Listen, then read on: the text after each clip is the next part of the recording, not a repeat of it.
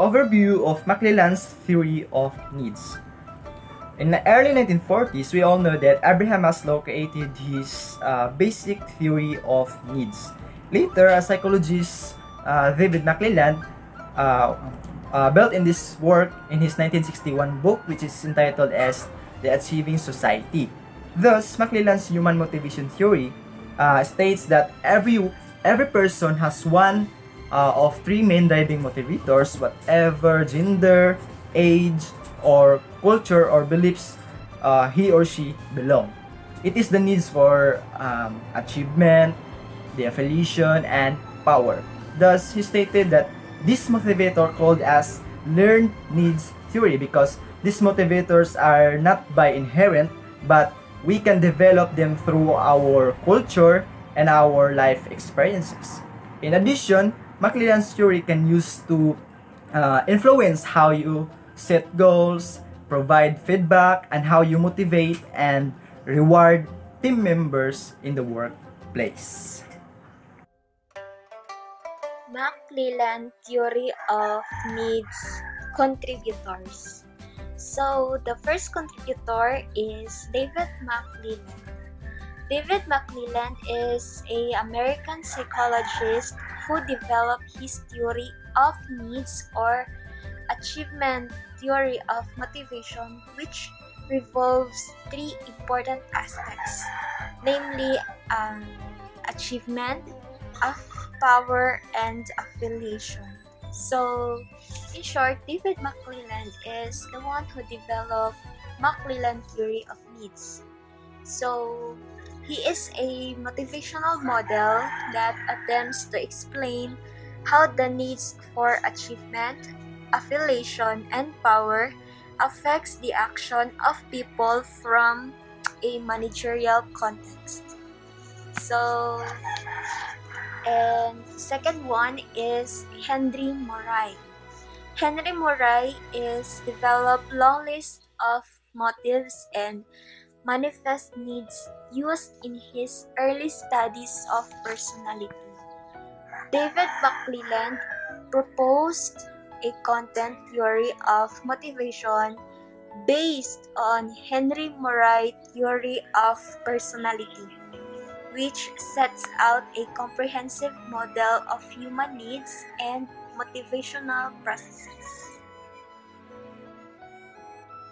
So, the three needs of McClelland's needs theory: achievement, affiliation, and power.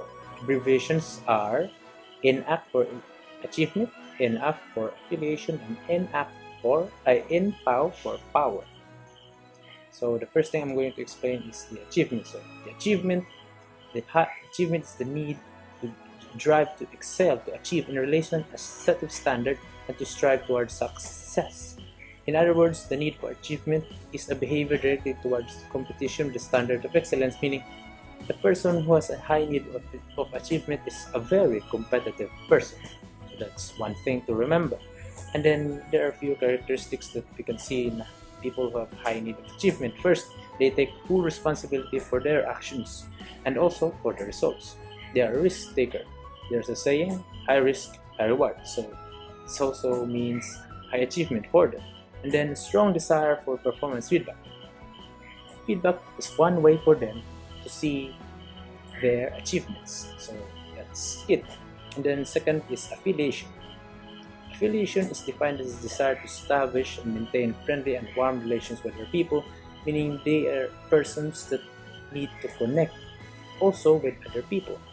And then the first characteristic we can see is they value the feeling of others.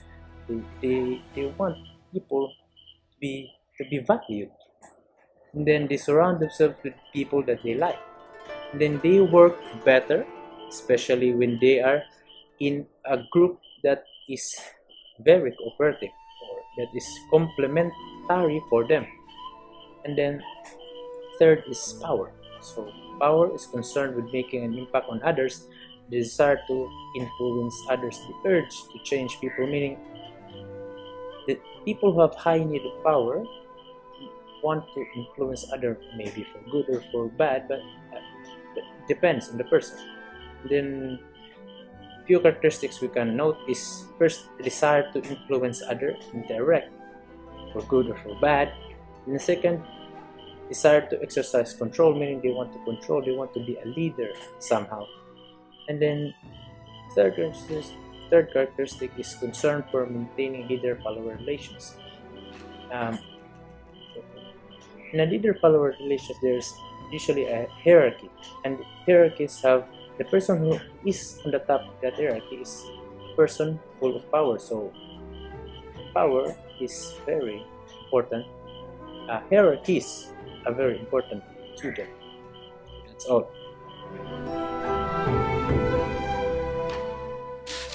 Good day, everyone. So next will be the advantages and disadvantages of McClellan's theory of needs. So let's have the advantages first.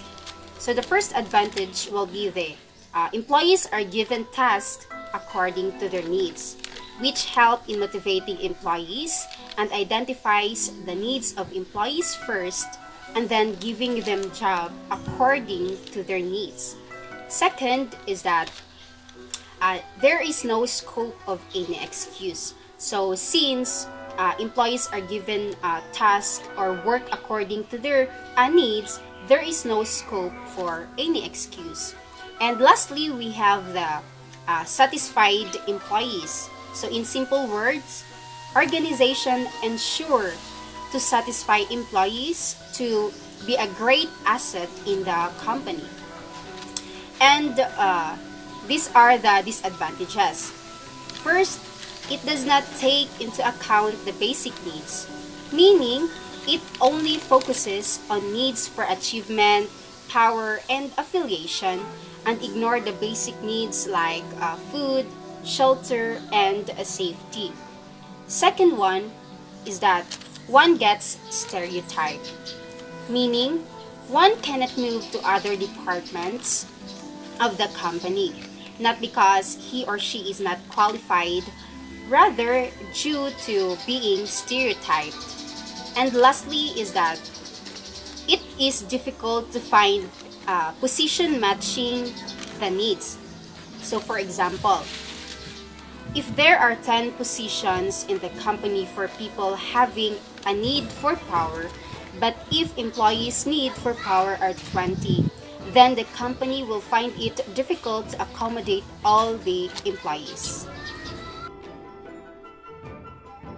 McClellan's theory of needs links to the motivation and reward system and a concept of when employees are provided with the necessary needs or rewards, then the employees will be motivated to work, which shows the positive relationship between need or reward and employee motivation.